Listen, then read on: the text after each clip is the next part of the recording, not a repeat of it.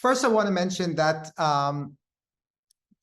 this undertaking has been going on for almost 2 years. So this is something we have been working on very, very hard. And the reason is that we weren't happy with anything that even remotely tried to provide the same functionality and the same benefits for prospective parents. And that is understandable, given that this is a very complex undertaking in also a professional field that's not very big. So the biggest pitfall that exists here is that we're really trying to compare, or when trying to compare costs here, apples and oranges. What do we mean? Providers have very different cost structures. Each provider sometimes have a variety of packages or programs or tracks. And in order to start with any comparison, you need to overcome that challenge. Now, we weren't new to that challenge, given that for years we've been running our Gay Parenting Assistance Program, GPAP. And for those of you who are familiar with the program, every year we help often as many as 24 couples and singles with what we call stage 2, namely we're giving them both grants, interest-free loans, and matching them with pro bono services that are provided by a large range of providers. And we need to create a budget for them, because we need to be on target so that we can make sure that we have enough funds for them. So we've been building budgets for multiple couples and singles every year for the last 10 years.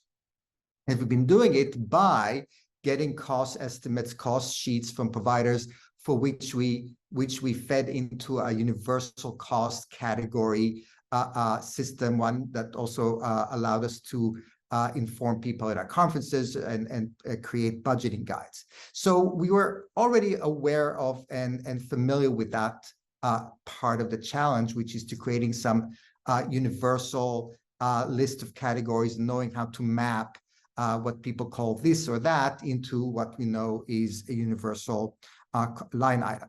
However, the other problem is that this is a very complex process.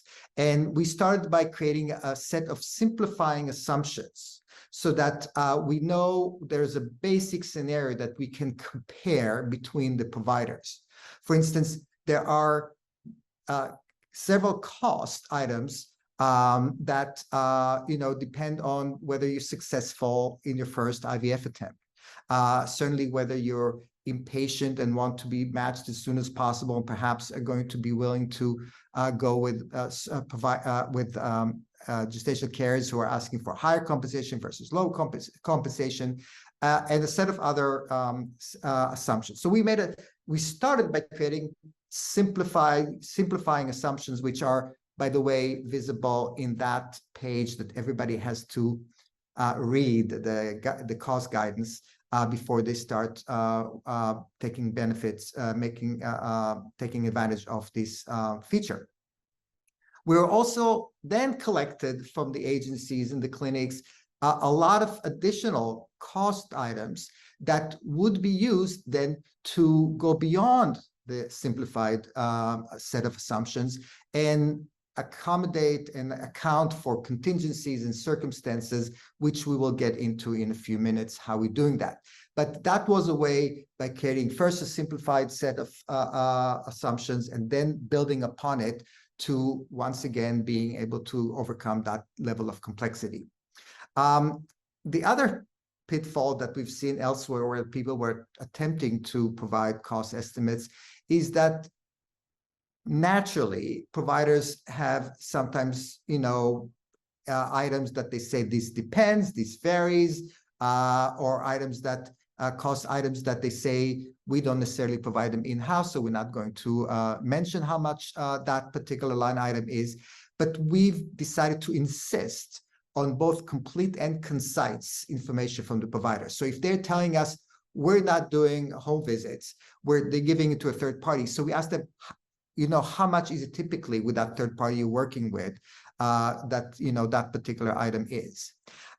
So we first leveraged, used our years-long experience in the field and then you used access to several consulting committees we had of doctors, of agency owners, of people from other disciplines, and that we were able to therefore think of every single cost item that we should ask for.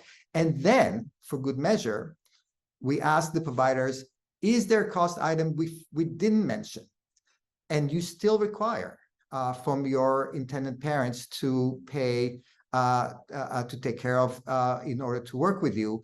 Please list the total of those items that we might have missed, such that there wouldn't be a situation in which, because we forgot to ask about yoga services and that particular agency requires them, then that would be missing from the total cost estimate.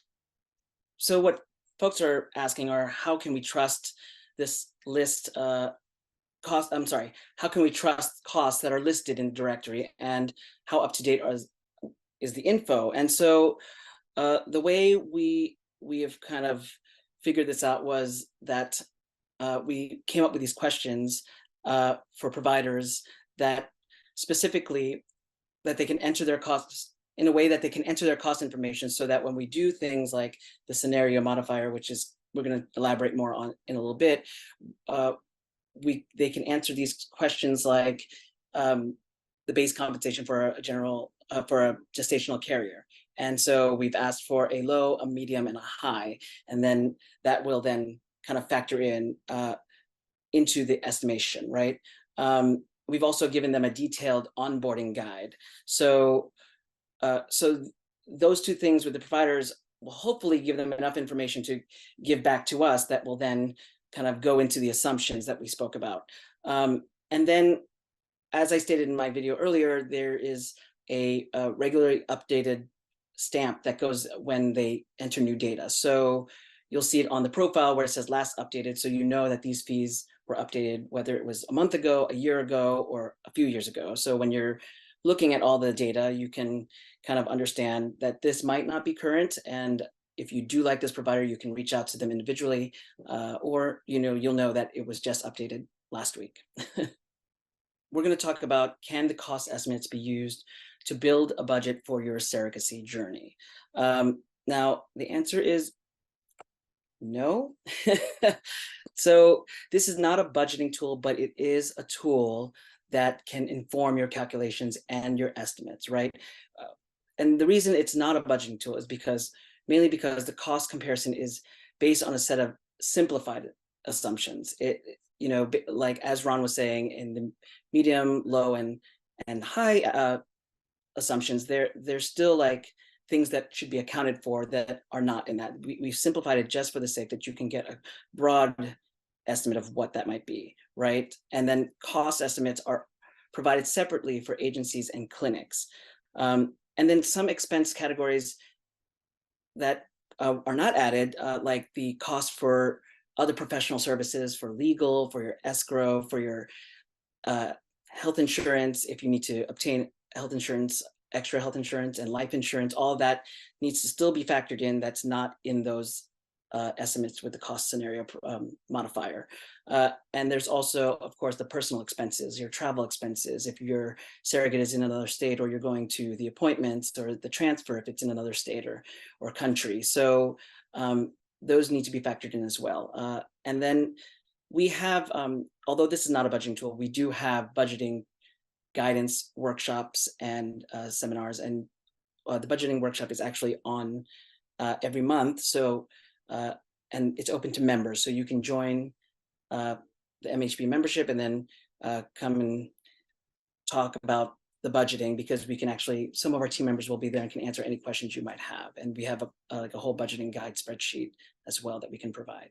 I want to talk about the future for Surrogacy Advisor. So we are literally now, any day now, are about to also release the cost information for clinics and then subsequently egg donation agencies. So we have been, since a lot of the providers needed some hand-holding and guidance, and we wanted to make sure that we're doing it very precisely, we've been going through this in stages. So we have a lot of clinics that already submitted their cost estimates and their fees, but we're going to release them all together probably sometime next week. We had to iron out some data entry issues for clinics that prolong that just a little bit. So that's happening very soon. We're also very excited about a feature we are also about to release very soon, which we call cross-discipline provider endorsement.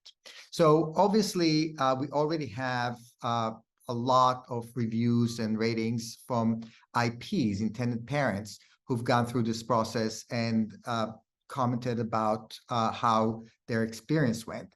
However, we thought that there could be another opportunity to provide some feedback about providers by including this perspective of providers from disciplines they work with. Namely, we're going to start with the ability of agencies to endorse clinics and clinics to endorse agencies. It'll be done anonymously in the sense that you will not see that clinic A endorsed, agency Y and vice versa, but you will see the number of endorsements clinics get in total from agencies that choose to endorse them, and also endorsing them for particular attributes or particular skills. So this is somewhat similar to the function some of you are familiar on LinkedIn, but it'll give you the perspective that intended parents don't have, because if you're an agency that works with a clinic again and again over time, you see things such as responsiveness and other attributes that an intended parent will not see, working with them just once, and vice versa. So we're very excited about that being launched soon. I should just say to those of you who might be providers on this webinar, that only providers who disclosed their fees will be allowed to participate in this feature. We really want to entice providers to disclose their fees. Some of them think they maybe be better off if they are more opaque about that. We think that transparency is very important. In fact, we encourage you, prospective parents, to address providers who choose not to have their fees disclosed on the website and ask them, why is it the case that they're not disclosing it? I think transparency is extremely important in general, but certainly in this case. Lastly, I want to mention that this is a venture that we even launched with an eye on potentially collaborating with a broader range of partners, in particular the Society for Ethics in Egg Donation and Surrogacy, SEEDS, such that we are able to launch this also as a standalone website, one which will also have the distinction of allowing us, in collaboration with SEEDS, to make sure that the providers don't just endorse a set of ethical standards, but are also qualified in professional ways. And SEEDS has a variety of business rules that go beyond our ethical code. And we hope that in collaboration with them, we will be able to also have some sort of a seal of better business operation for the providers that are on this directory. And also, as I mentioned, making it available to a broader audience than just Men Having Babies members. So we think that this transparency and this important information that the directory provides, which we hope by now you agree are unparalleled, should be available to as large an audience as possible.